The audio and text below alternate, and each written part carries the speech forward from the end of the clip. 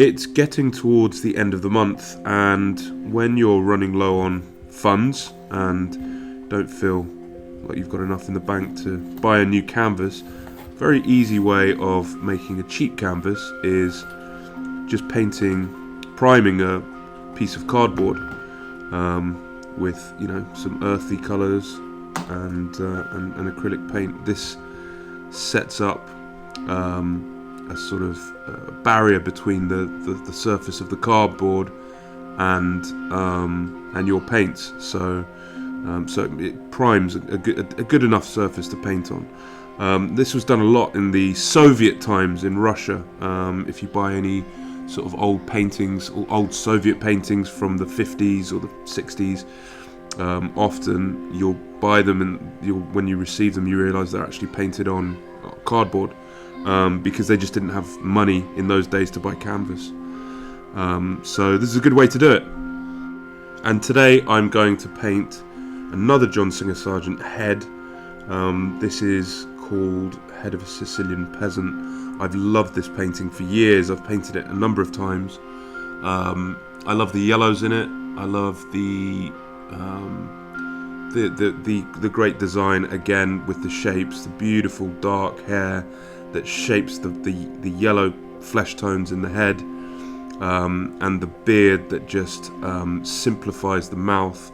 John Singer Sargent said that a portrait is basically just, there's something wrong with the mouth. Every time you paint a portrait, there's something wrong with the mouth. So he's dealt with that problem here by simplifying the mouth with the moustache, and it's just got a great silhouette. And again, the lighter flesh tones in the forehead, the mid-tones in the cheeks, and the darker flesh tones in the bottom of the chin. Just a very well designed portrait, and very easy to copy and to learn from. In this process of learning about portraiture, learning how the great masters painted, and going on your own artistic journey. So I thought this was a great one to begin with. So here we go. You start by obviously sketching in your canvas that you're painting on, or the board you're painting on. And once you're happy with the sketch, and next week I'm going to put a video out about how to sketch in your paintings. You start again with the darkest darks first. This helps you see on the ground, so the darkest darks on the ground, and it really just helps you see what you're painting, and your eyes are able to work much better in seeing the shapes.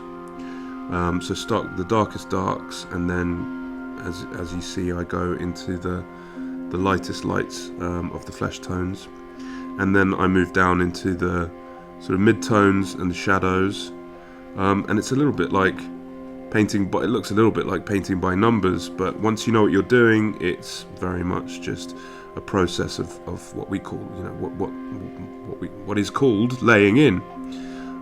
So this is the lay-in, the initial lay-in, and you're just blocking in the colours, and you're trying to get the actual colours of the image, or if you're painting a model from life, that you see in life, that you see in nature, or the image. Go for the colours as closely, and the tones as closely as possible. Once you've sort of got the initial head in, block in the background, and this will really make you able to see what you're doing and see the shapes of the head.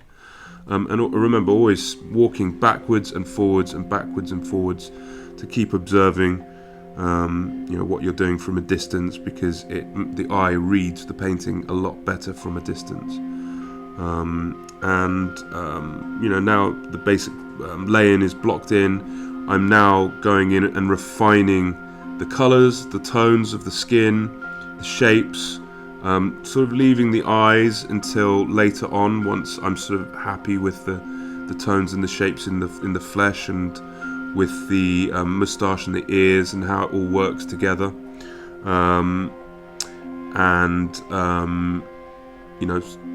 Repainting the background.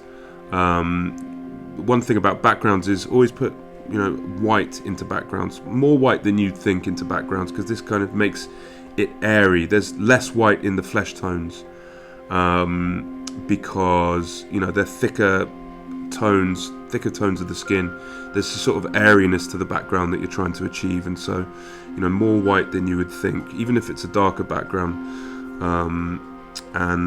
Yeah, here just refining the ears. I'm not very happy with the ear on the left hand side, so later on you can see I go in and refine that, constantly looking for the shapes and how they work, in, you know, how they correspond to the eye, to the ear, to the mouth, to the nose, to the you know, nostril, whatever it is that I'm looking at. Your eyes constantly darting around the image and looking to adjust every little bit that you can see, you know, and you're thinking, you're in a flow state when you're painting portraits. You're not, you know, thinking sort of you know, you're thinking sort of here, there and everywhere. You're going from wherever your mind's taking you, but you have to kind of keep some control, and this comes with practice, but you have to kind of keep some control about what you're going for.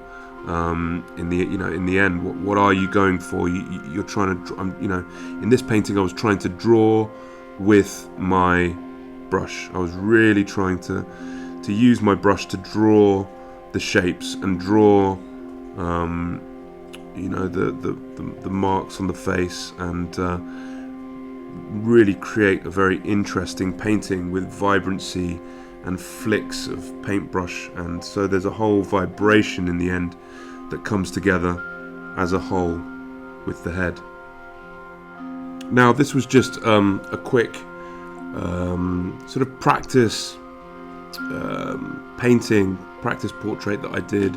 It was a cold, rainy day, and I wanted to keep my eye in and practice, so this is why I just quickly primed a piece of cardboard, set up an easel in my kitchen, as you can see, and it was just a 2-hour painting that I did to keep my eye in, to practice my touch, and what I was really going for was, you know, drawing with my brush and trying to, you know, create flicks and vibrations and interesting mark making to create this, you know, this head as a whole, using a beautifully designed John Singer Sargent portrait as my basis to copy. So I hope you enjoyed my video. There's going to be lots more videos dropping every week. Next week I am putting out a video about how to draw in a head, the process of drawing in a head from life to start a painting. So yeah, like and subscribe and join me for that video, and thank you very much for watching.